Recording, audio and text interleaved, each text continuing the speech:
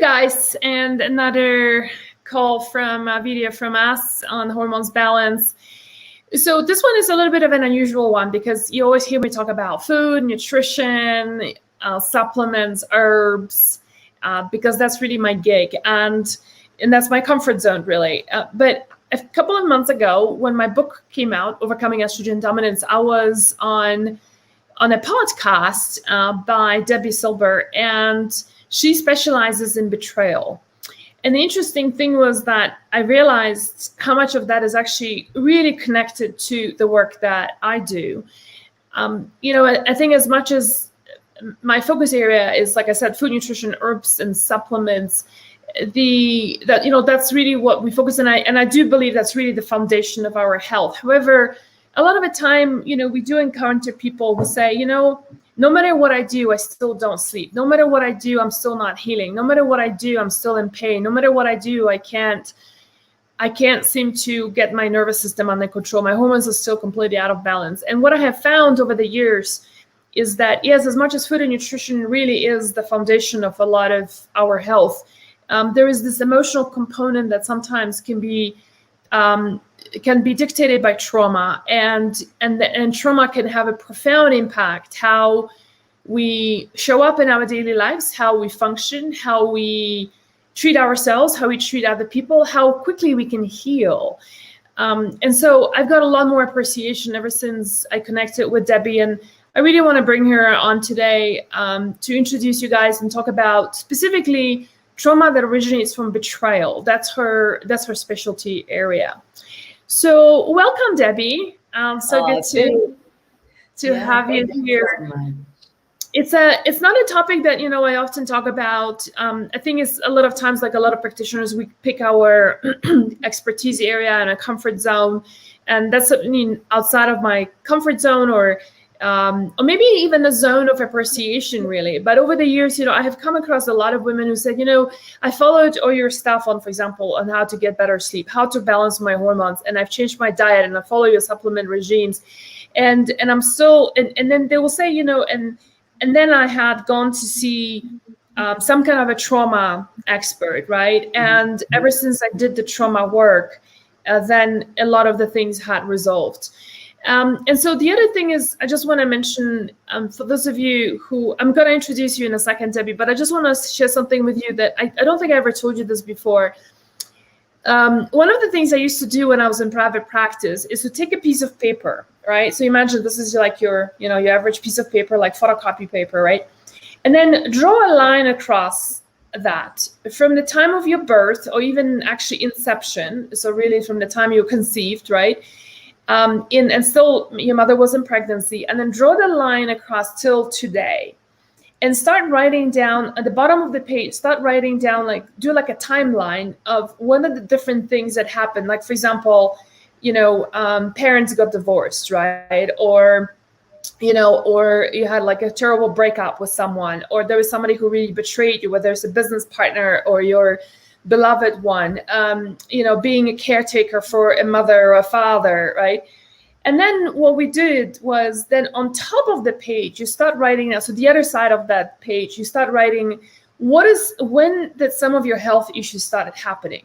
And the profound thing that most of the women have found, and that includes me, and by the way, it took me a couple of weeks to really complete it, because I realized how many things that I was actually not hiding, but it was like, I think bearing it and not being really fully aware of them. And so one of those, for example, was the profound impact that I had, I'll be open about it. I had an abortion when I was like 22 years old.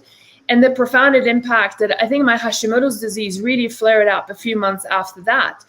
And so it went on and on. And I remember when I was in private practice and people started doing this, it was a hugely emotional experience for a lot of women, because they started seeing, every time, like when I lost the business with my husband, right? 6 months later, I started finding lumps in my breast. Mm-hmm. When I was taking care of my mother for 2 years, when she passed, 6 months later, I'm diagnosed with breast cancer, right? And it was just so closely correlated. It was fascinating. And that's really what I got a lot of my appreciation of the emotional trauma, that it can have an impact on our physiological and physical life. Hey, you guys, so for those of you who are interested in this topic, we would love to hear from you in the comments on maybe what is some of the trauma that you had experienced in the past, and maybe some of the lingering symptoms that you were experiencing, whatever feels comfortable for you to share. Or maybe what would you like to learn from Debi here today, because she really is the expert on that. Debi, why betrayal? Yeah, I don't think anybody wakes up and says, you know what, I think I just want to study betrayal. No, that doesn't happen. So it's my 30th year in business. And as my life would morph and change, so would business. So I had tremendous health challenges, which is that how we got to know each other through the health universe there. And then it was emotional challenges. And then I had a betrayal, a horrible betrayal from my family. And then a couple of years later from my husband. And I looked at both of those experiences, got him out of the house. And I said, well, okay, what's common to these experiences? And I realized, it's always been about everybody else. I never took my needs seriously. And I said, something has to change. And that's me. So here I was. I had 4 kids, 6 dogs, a thriving business, and I enrolled in a PhD program. And it was in transpersonal psychology, the psychology of transformation and human potential, because I was changing. I didn't quite understand it. He was too on his own, wasn't ready to look at that yet. But then it was time to do a study. So I studied betrayal. What holds us back? What helps us heal? And what happens to us physically, mentally, and emotionally when the people closest to us lie, cheat, and deceive. That study led to 3 groundbreaking discoveries, which changed my business, my family, my health, my life. So can I ask you, just starting from the beginning, like, can you talk a little bit more about what the betrayal looked like from family and from your husband? Yeah, it's so devastating because these are the people, this is the person who gave us a sense of safety and security. So when these are the people, that's the person to destroy and shatter that sense of safety and security, it's traumatizing. And, it leaves us with this sense of, well, I thought I was supposed to run to you when other people are making me crazy. Now you're the one who's causing the harm. It's so traumatizing. And with my husband, I mean, we're together since 1984. So the first 20 years were great. I had no idea, and everything was fine. And then his business was growing. He started making a ton of money. I was busy with the kids and my own business and, and sort of this. I had no idea. And betrayal will show you one of 2 things. It will show you who someone really is or who someone temporarily became.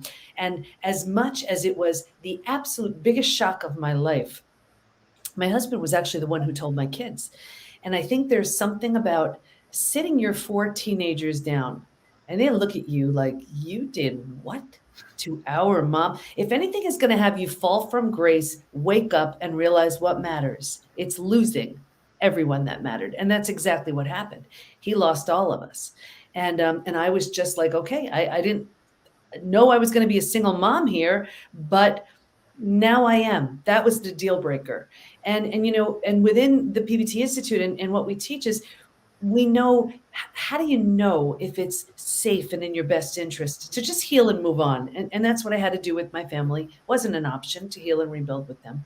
Or how do you know if it's safe and in your best interest, if you're willing, if you want to, if the situation lends itself to build something entirely new with the person who hurt you? So that's what I did with my husband. So not long ago, we married each other again. New dress, new vows, new ring, and our 4 kids is our bridal party. And I never would have done that had I not done the research, had I not experienced what I did. And I have been through disease. I've been through death of a loved one. Nothing for me was as hard as that. How did the trauma of your marriage impact your health? Ooh, that was actually one of the 3 discoveries, that there's this collection of symptoms so common to betrayal. It's known as post-betrayal syndrome. And, we have a quiz on our site to see to what extent people are struggling. About 25,000 people have taken it so far. And what's so interesting, and I even pulled some stats to share with you. What's so interesting is we've all heard time heals all wounds. I have the proof when it comes to betrayal. That's simply not true, because people write. There's a question that says, "Is there anything else you'd like to share?" And people write things like, "My betrayal happened 40 years ago, and I can feel the hate. My betrayal happened 35 years ago. I'm unwilling to trust again. My betrayal happened 10 years ago. I feel gutted." So we know when it comes to betrayal, time alone does not heal it. So I had, just about every adrenal symptom you can imagine, and so many of the ones that I'm happy to share with you. So this is at about 25,000 people from about every country, and every age demographic is represented here. So general stats: 78% constantly revisit their experience. 81% feel a loss of personal power. 80% are hypervigilant. So you can imagine how exhausting that is. 94% deal with painful triggers. 94%. These are just the physical symptoms. 71% have low energy. 68% have sleep issues. 63% extreme fatigue. 47% have weight changes. So maybe in the beginning they can't hold food down. Later on they use food for comfort. 45% have digestive issues, anything from IBS, Crohn's, diarrhea, constipation. What's so interesting is when you think of what the gut does, and gut's your second brain, right? And the gut digests, processes, and absorbs food. Well, isn't a betrayal difficult to digest, absorb, and process, right? Right. So here are the mental. 78% are overwhelmed. 70% are walking around in a state of disbelief, 68% unable to focus, 64% are in shock, and 62% are unable to concentrate. So just take an inability to concentrate. You're exhausted and you have a gut issue. That's not even the emotional. Emotional, the most common, 88% extreme sadness, 83% anger. You just mix sadness and anger. Oh, that's exhausting. 82% feel hurt. 80% have anxiety. 79% are stressed. Here's why I wrote trust again. 84% have an inability to trust. 67% prevent themselves from forming deep relationships because they're afraid of being hurt again. 82% find it hard to move forward. 90% want to move forward, but they don't know how. Wow. Crazy. Yeah. This is like, I think my friend uses the term "the Walking Dead." Yeah. Yeah, like you're alive, but you're not really alive. And that's really something we see in one of the stages. One of the other discoveries was that while we can stay stuck for years, decades, a lifetime, and so many of us do, if we're going to fully heal from the symptoms of post-betrayal syndrome, clear out the other side to this state of post-betrayal transformation, I can explain that too. We're going to move through 5 now proven predictable stages. And what's even more exciting about that is now we know what happens physically, mentally, and emotionally at every one of those stages. And we know what it takes to move from one stage to the next. So why is that good? Now healing has a roadmap. It's predictable.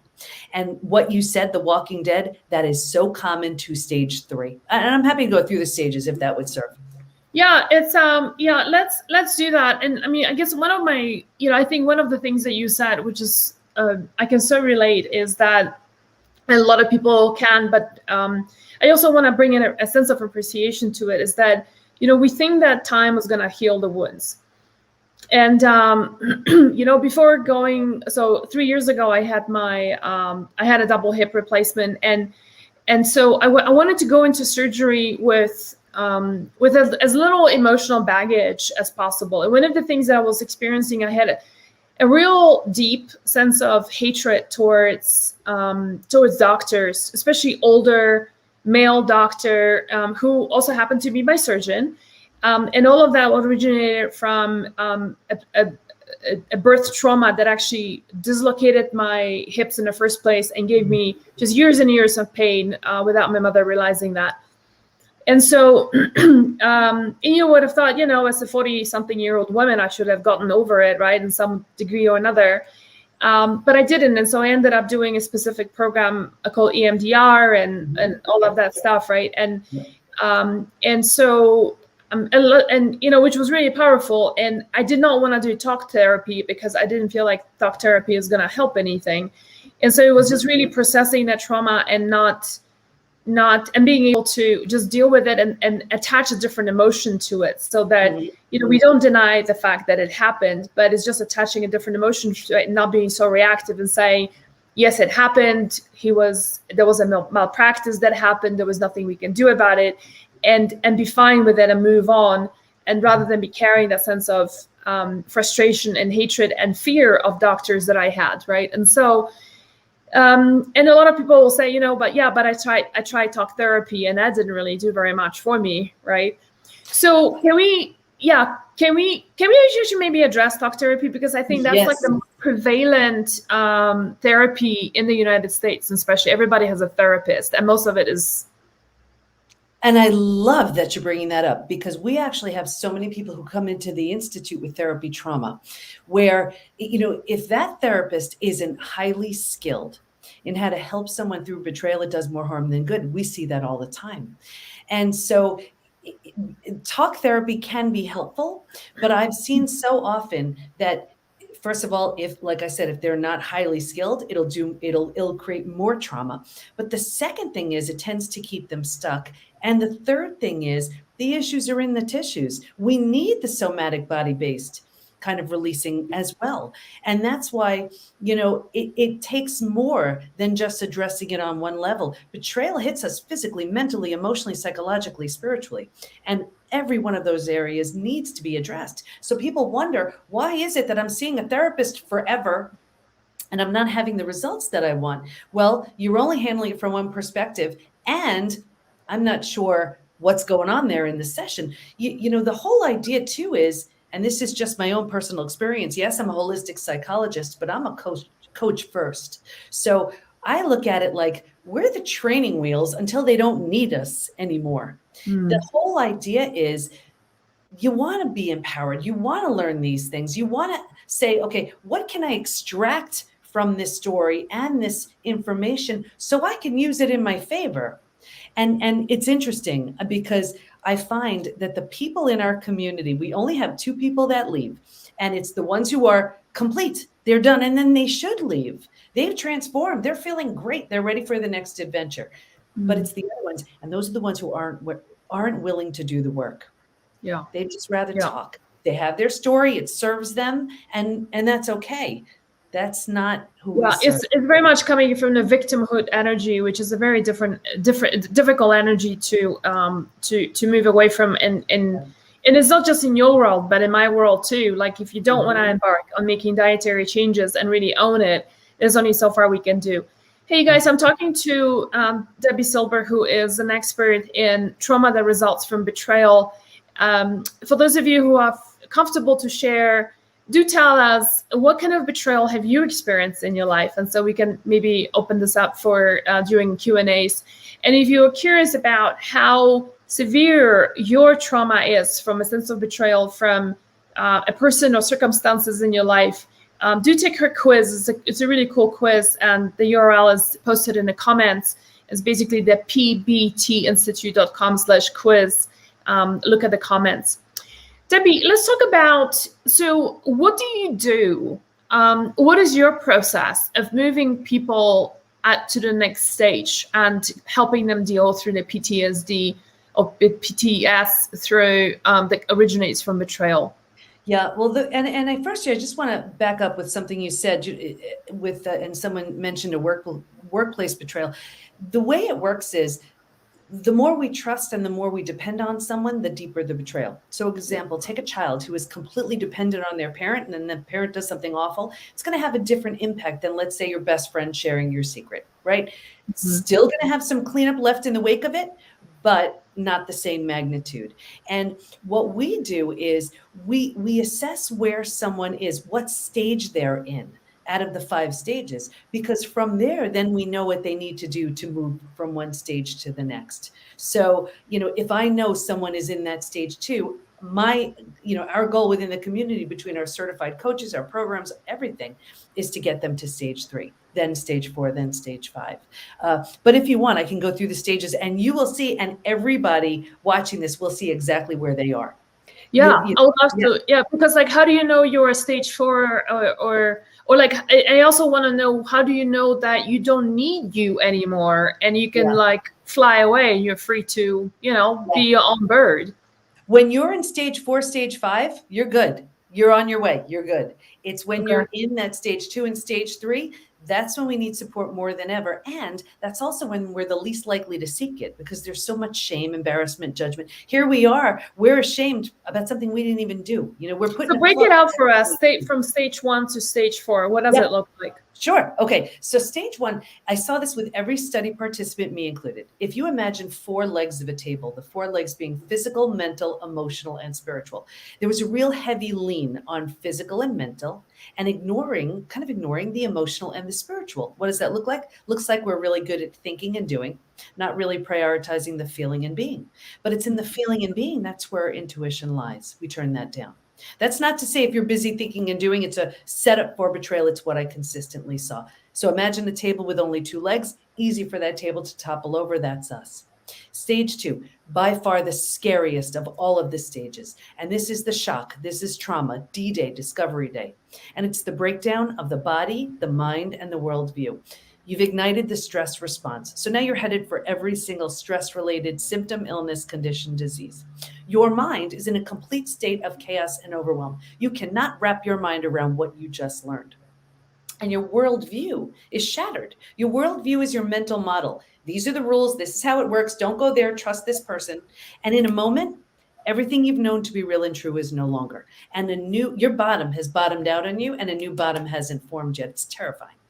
But think about it. If you were walking down the street and the bottom were to bottom out on you, what would you do? You'd grab hold of anything and everything you could to stay safe and stay alive. That's stage 3. Survival instincts emerge. It's the most practical of all of the stages. If you can't help me, get out of my way. How will I survive this experience? Where do I go? Who do I trust? How do I feed my kids? Right? Here's the trap. This is why it's the most common stage to get stuck in. Because once you figured out how to survive, because it feels so much better than the shock and trauma of where you just came from, you think it's good. So we're like, whew, okay, all right, I got this. And we start planting roots here. We're not supposed to. And then a few things start happening. Those small self benefits. You get to be right. You get someone to blame. You get your story. You get sympathy from everybody you tell your story to. You don't have to do the hard work of learning to trust again. Should I trust you? Should I trust your app? Forget it. I won't trust anybody. You plant deeper roots because you're here. Now the mind starts doing things like, well, maybe you deserved it. Maybe you're not all that. Deeper roots. Because like energy attracts like energy. Now you're calling circumstances and people and situations towards you to confirm this is where you belong. It gets worse. I'll get you out of here. Because you don't like it, but you have no idea there's a stage 4 and stage 5. Transformation doesn't even begin until stage 4 and 5. But because you don't like it and you don't know of anything better, here's where you resign yourself to thinking, I better make peace with this because this is where I am. Right here is where you start using food, drugs, alcohol, work, TV, being busy. So you do this for a day, a week, a month. Now it's a habit, a year, 10 years, 20 years. And I can see someone 20 years out and say, that drinking you're doing, that emotional eating you're doing, that numbing in front of the TV you're doing, do you think that has anything to do with your betrayal? And they would look at me like I'm crazy. And they would say, that happened 20 years ago. But do you see? All they did was put themselves in this perpetual holding pattern in stage 3 the whole time. That's why that's the hardest one to leave. Anyway, if you're willing to give up your story and all that goes with it, you have to grieve, mourn the loss, do a bunch of things, you move to stage 4. Stage 4 is finding and adjusting to a new normal. Here's where you acknowledge, I can't undo this experience, but I can control what I do with it. And I always use that example of if you've ever moved to it, and I know you've moved, right? If you've moved to a new house, office, condo, apartment, all your stuff's not quite there, but it's going to be okay, right? And when you're in this mental state, you're turning down the stress response. You're not healing just yet, but you've stopped causing the rapid and massive damage you were causing in stage 2 and stage 3. What's so interesting about stage 4, though, is also if you were to move, you don't necessarily take everything with you. You don't take the things that don't represent who you want to be in that new space. And what I saw with everybody moving from stage 3 to stage 4, if your friends weren't with you, here's where you've outgrown them. You don't take them with you. So people say to me all the time, what the heck? I've had these friends 10, 20, 30 years. Is it me? Yes, it is. You're undergoing a transformation. You've just outgrown them. Not with everybody, but it's very common. Anyway, when you're in this stage and you're making it okay, you're making it your home, you move into the 5th most beautiful stage. And this is healing, rebirth, and a new worldview. The body starts to heal right here. Self-love, self-care, eating well, exercising. You didn't have the bandwidth for that earlier. You were surviving. Now you do. Your mind is healing. You're making new rules, new boundaries based on your entire experience. And you have a new worldview based on what you see so clearly now. And the 4 legs at the table, remember in the beginning, it was all about the physical and the mental. By this point, we're solidly grounded because we're focused on the emotional and the spiritual too. Those are the 5 stages. Wow. Well, we're getting a lot of comments. Marina here is saying, oh my God, it's like you're describing the last 20 years of my life. Thankfully, I look after my health, but I've become overly ambitious in work to the point I became a millstone around, it became a millstone around my neck. Yes. Yes. It's so common. Yeah. Alexandra saying, this is so powerful. Thanks so much. I'm taking notes. We got a lot of other comments like that. So question here for you, how different, I mean, would betrayal, the PTSD that results from betrayal be different than, let's say, PTSD that was a result of, let's say, having alcoholic parents or an abusive partner, which in some ways, I mean, you might argue is a form of betrayal too, but is it? The symptoms may be different, but what I find is so often people don't acknowledge that PTSD can result from betrayal. You know, we look at like the war vets and they hear a car backfire and they're reminded of their time in war, but it's very common for betrayal as well. You know, you're triggered and cognitively, you know, it's not happening right now, but your body's right back there. So it's very, very common. And we found, and studies even prove it, the more disassociated you are, the more you just ignore it, the worse the symptoms. We have a saying in the community, face it, feel it, heal it. That is really the only way. That is the only way to it. But the other thing is, and this was the 3rd discovery, betrayal is so different than other life crises. And it's certainly not to, you know, compare and contrast. Let's be honest, they all stink. But I had been through, like I said, death of a loved one. I had been through disease. But I thought to myself, I said, wow, this feels so different for me. And I didn't want to assume. So I asked all my study participants, and I said, if you've been through other traumas, is it different for you? Hands down, unanimously, they said it's so different. Because originally I was studying post-traumatic growth, betrayal and post-traumatic growth, like the upside of trauma, how any trauma, right? Death of a loved one, disease, natural disaster, leaves you with this new insight, awareness, perspective you didn't have. And I was like, yes, that's true for betrayal, but there's an additional element. And this is what it was. Because betrayal feels so intentional, we take it so personally. So the whole self has to be rebuilt. Rejection, abandonment, confidence, worthiness, belonging, trust. That all has to be rebuilt. So if I were to give you an equation, it would be post-traumatic growth plus rebuilding the self equals a new term I coined, which is called post-betrayal transformation. That is the complete and total rebuild after betrayal, where you are at that stage 5, living really an entirely new life with a whole new identity. That's what betrayal lends itself to. You take the parts you love, you leave behind everything that doesn't serve. Can you give us examples of women who struggled with very specific health conditions and after having gone through the stages, what did it come out on the other end? Yeah. You know, the first thing that comes to mind is there were actually 3 groups in the study who did not heal. And I found this fascinating. There was one group where, and this is the one that ties to health, one group where the betrayer had very little consequence. consequences. So whether this was because they tried to overlook it, they tried to put it behind them, and whether this was for religious reasons, which was a common reason, financial fear, not wanting to break up a family, whatever it was, they just tried to push it aside. I only saw two things. Oh, I see. So like my husband betrayed me, but because my religion says stay married, so I stay married, kind of a thing. Yes. And in their religion, they were taught they were supposed to stay no matter what. That group, I only saw a further deterioration of the relationship. And that group, hands down, was the most physically sick. Your heart can't take that, you know? And what I've seen consistently is without that complete and utter death and destruction of the old, you cannot birth the new. And that's where all the health symptoms come from. They're trying to patch it up and trying to just make it okay. And people ask me all the time with trust, can trust be repaired? I say no. Can it be rebuilt? Yes. But it's a painstaking process. Did you say trust can be rebuilt, but it can be repaired? It cannot be repaired, but it can be rebuilt. Rebuilt, right. So can I ask you, just kind of circling back to your own life, on a scale of 0 to 100, how much do you trust your husband for things never to repeat again? Yeah, this is, I love that question. We're in the 90s now. We're in the 90s now. It was 200 beforehand. It was, I trusted him implicitly. That's why it's such a complete shock, because without our awareness or consent, someone decides to change the rules, right?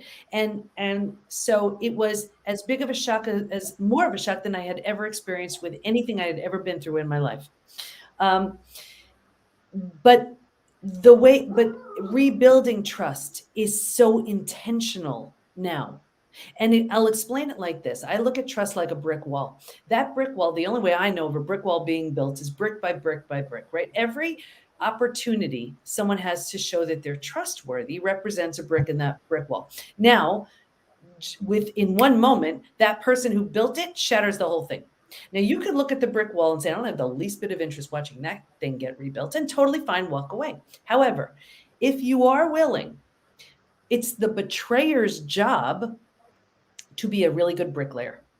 No way of it going back up again. It's the first thing, just like with the first time, every opportunity to show. What if the betrayer is not interested in participating in any kind of repair or recovery? Then you have nothing to work with and you heal and move on. That was the case with my family. I teach something called the window of willingness. I think that your audience would really appreciate this. This is where you are the most likely to heal and rebuild to where the least likely, and you just heal yourself and move on. Ready? So imagine a window that's open as wide as possible. And level 1 here would be the greatest opportunity to heal and rebuild. If you want to, you don't have to do anything if you want to. Here's where that person takes such complete and total ownership. They own it. There's apology, restitution, remorse, deep regret, right? Now, and it could sound something like this. I am so sorry for the pain I caused. I can't even believe what I did. And I can't imagine the pain it's caused you. What can I possibly do to make it right? Now, with betrayal, it's going to take a heck of a lot more than that, but at least you're off to a good start. If you want to, you could feel the window closing with this next level. Ready? And everybody's going to feel this. You feel it closing a little bit and you know it's coming when you hear the word because. Excuses. I did it because, blah, blah, blah. I said it because, blah, blah, blah, right? You may be willing to listen, but it doesn't sound nearly as good or feel nearly as good as that level 1. You could feel the window closing even more with level 3. You know it's coming when you hear the word you. And this is blame. I did it because you, da, da, da. I said it because you, da, da, da. I call this the two-sided slap. Here you are, you got betrayed. There's slap on one side. And now you're getting blamed for it. This is crazy making. This is narcissism gaslighting 101. Do not believe this for a minute. Usually level 3, very close cousins with level 4, which is 0 responsibility. I don't even know what you're talking about. You're crazy. You see, when you're with a level 3, level 4, you've been banging your head against the wall. You feel like you have to prove. You want to walk around with pad and paper, but you said it. Let's look. Heal yourself and move on. You have nothing to work with here. At this point in their journey, that's as far as they're willing to go. Heal yourself and move on. With a level 1 and 2, it's up to you. You don't have to, but at least you have something to work with if you want to. So you have a quiz on your website, and you guys reposted that in the comments. And so, well, tell us a little bit about the quiz, and then what happens after the quiz. Yeah. So the quiz is the post-betrayal syndrome quiz, is to see to what extent you're struggling.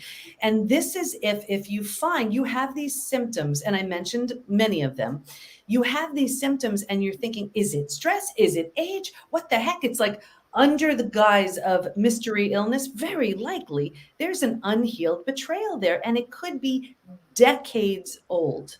So the quiz will tell you, take a few minutes, because it takes a few minutes to really take the quiz. But you'll see to what extent you're struggling, and you'll find out if you're very likely to be struggling with post-betrayal syndrome, if you're likely or if you're unlikely. And then what happens once they take the quiz? Let's say if somebody discovers that it's like, whoa, okay, this is pretty bad. And then what? Well, then they have an opportunity to either, now they know you can't unring a bell, right? So now they know, and what are they going to do with that? So we have all kinds of, from free options to the, our membership within the PBT Institute, whatever it's going to take them to heal. Keep in mind, it's, yes, I have my story, but I did the study on it. So I have the proof of what it takes to heal.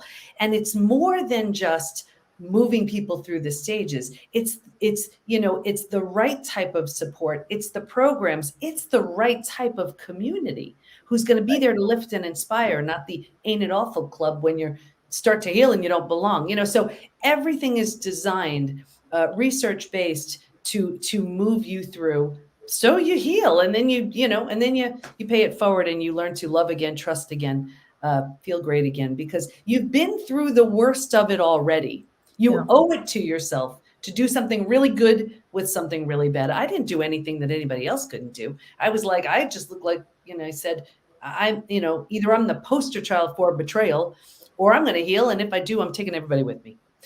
So. For those of you who are coming a little bit late, I'm talking to Dr. Debi Silber, who is an expert in trauma and the trauma resulting from betrayal specifically. If it's something that you feel comfortable sharing, then do so. And we'll there's some questions coming in. We'll pop those in a second. But Debi, I have another question for you. Actually, one of my earliest realizations just how trauma can really impact a person just purely from a physiological perspective was, I remember I had a colleague when I was going through life coaching school. I had a colleague who was significantly obese, and she really struggled with food, and over lunch she will constantly talk about it. And several years later, then we parted ways, and several years later I see her on Facebook, and she looks half the size, and she looks really vibrant and healthy, most importantly. And she posted her new pictures, as you do, but you have your own, new body. And there was just this flood of comments and saying like how amazing she looked, and also asking her questions from other people who also struggle with weight, on like, what did you do? What kind of a diet did you go on? And everything was about the diet and, what kind of a protocol she did. And turned out that it was nothing to do with the diet. She changed her diet as a result of something else. And that something else was a realization that she was raped as a young girl. She was 14 or 15 at the back of a church. And because of being a very staunch Catholic, she was highly discouraged to talk about it. And her putting on weight was her protection mechanism from ever getting unnecessary attention from men. And then when she went to, I guess, the life coaching school and started really understanding a lot of her own patterns, she started working with a therapist, went through her own trauma treatment, which, in some ways, you can tie it back to betrayal too, because in some ways she was betrayed by a man, right? And so, and I think she was a virgin too. It was just like the whole thing was just like so messed up, right? Yeah. And it's only when she treated that trauma of that rape, that's when all the pounds started going away. And she didn't even have to take care. I mean, she ended up doing, I think, the Whole30 or whatever was the protocol, but she had tried it many times before, mind you, and it failed every single time because she just, you know, it was like a different, like a monster within her, right? I was just saying, it was that was just working against her. And anyway, ever since she did the work, she looked phenomenal till today. Yeah. And so I think this was like about 10 years ago, and I was going through the program, and that was my, like, I think my first big realization was like, it had nothing to do with the diet. No, right? no. It was all to do with, Right. And think about it. When we're young, we hide behind mom's leg. When you know, if we're scared, when we're older, the weight serves that same protection, and it prevents us from putting ourselves out there, from the, you know, from the attention, from everything that we have to deal with if we have that lean, fit, healthy body. Right. So it gives us a place to hide. And only when we feel safe can we let that weight go. But the weight is serving as protection for sure. There's always a reason. I mean, if I tell you how many people I've worked with in the past where, you know, they would say, oh, I would gain and lose 25 pounds and then something would always derail them. And I know it's not about the food then. So I would say, well, what would happen when you're 20, 30 pounds down? And then I would always get into relationships with them. And I said, tell me about your partner. How do they feel when you feel really good? Oh, when you feel confident, how do they feel? Threatened, jealous, insecure. So often they gain the weight just to not rock the boat. I had someone else I remember working with where same thing. Debbie, I don't get it. I lose this weight and I gain it back. And she had a great personality, lots of fun. And for her, she associated fun with her weight. And she didn't think if she were lean and felt really good, she could still be funny. So when she was losing weight, she started to look good. So what are you doing this weekend? I'm going with friends. Why? I go, well, what are you going to wear? I don't know. Why are you asking that? Wear something sexy and be funny too. Do you know, she came back to me the next week. She's like, I did it. I could be fun and look good. It was it's these beliefs. We create them. And until we figure out what's at the root of them, they'll sabotage us every single time. There's a question, says, what are your thoughts on victim mentality? Yeah, you know, they absolutely are one of the biggest reasons why we stay stuck. I mean, I've had people say, oh, you know, I want to heal. I'm like, no, you don't. No, you don't. Because you have to give all that up. And here's the thing. The victim mentality gives you so much. Let's be honest. You get a lot of attention. You get your story. You get to be right. You get someone to blame. But when you realize what you get when you give that up, you get your health back. You boost your immune system. You get opportunities you never would have had access to had you not gone through that. You get to be free. You get to be the role model. But we don't realize that. And our small versions of ourselves think that the victim benefits are good.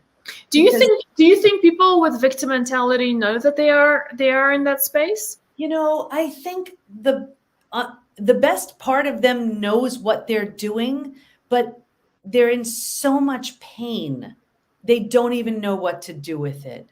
They just don't know what to do with it. But that's why I want people to know, and it doesn't matter. Honestly, they could be in that stage 3 for 40, 50, 60 years. It doesn't matter. When you realize it, you can't change what you're unaware of. So once you realize that's the role you've been playing, and oh my gosh, to get rid of it, you get so much more. Like, for example, I had the best victim story ever.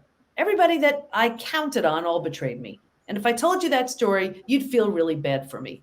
However, instead, this story is so much better. We're helping thousands of people, right? Because I let go of that story and exchanged it for a different one. Tell us about some of the symptoms of somebody being in the victim space. You know, just about every adrenal issue. They're exhausted. Here's a typical profile, right? Before someone says a word, you can feel her anger, her stress, her sadness, her pain. Her adrenals have tanked. Her immune system is shot. Her gut is wrecked. She's overwhelmed, stressed. She may be, she's exhausted. So she's using sugar and caffeine for energy. That's one of the reasons why she's gaining weight. She can't sleep. So she either goes to the doctor to put her on mood stabilizers, anti-anxiety meds, or she drinks, you see? So it's this profile of someone who really is doing their best to just numb, avoid, distract themselves from this terrible, terrible pain. But in all of the methods that they're trying without the awareness of what's really going on, they're putting themselves into a deeper, deeper, deeper hole. Yeah.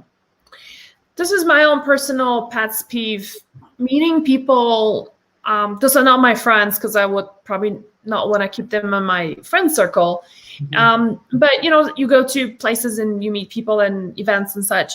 People who obsessively talk about themselves, so much so that you start off with, let's say, you are having a conversation with someone. This person says, oh, I lived in Japan for a few years and I was teaching English, right? And this person that obsessively talks about, instead of picking it up and building on it and being curious about this person's experience, right, just starts talking about her own thing, and it interjects every single conversation, everything, and every sentence starts with that I, me. This is like one of the things that for some reason drives me crazy, and I'm just like a magnet. I'm just like so pushed away from a person like that. I'll just be like a split and don't want to even have a conversation. What would you categorize a person who obsessively talk about themselves as? Is it one of the stages, would you say, or is it something completely different? Yeah, I mean, that's just a deep insecurity. And actually, I mean, I have fun with that. With someone like that, I will ask them even more questions. And then what happened? And what more about you? And this and that. And I'm thinking to myself, at what point are they going to say, we've spent the last 15, 20 minutes and they don't even know my name, right? I've tried it. Let me say it. I've tried it because I'm a life coach too, right? So I've tried it. And they would never stop. Yeah. And I'm like, this is exhausting and not very interesting most of the time.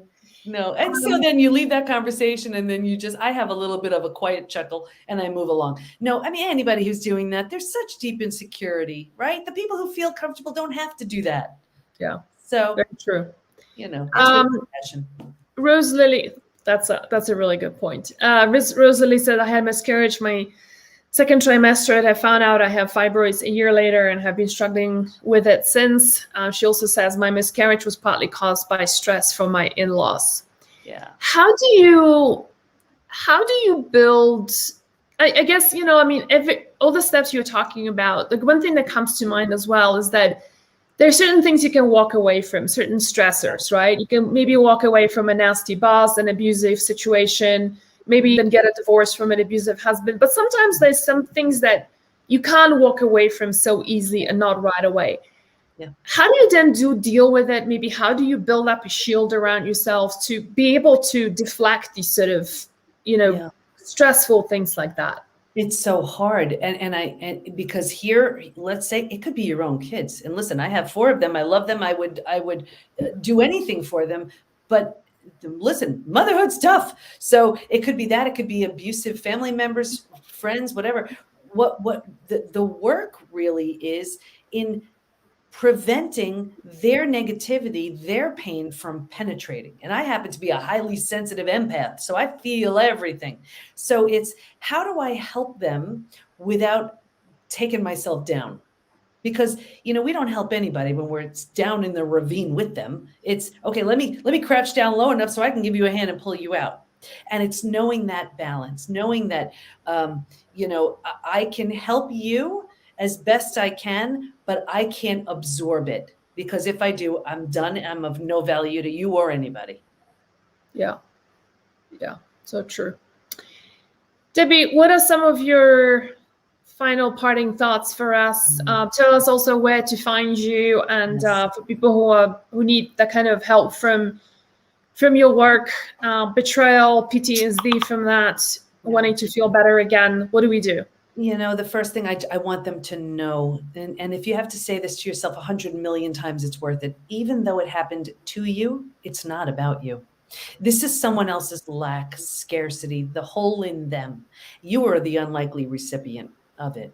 So understand it's not about you. Even though we take it personally, do all the work you need to know it's not about you. And then I would just tell everybody, take the quiz. And that they can find that at the PBT, as in post-betrayal transformation, thepbtinstitute.com/quiz.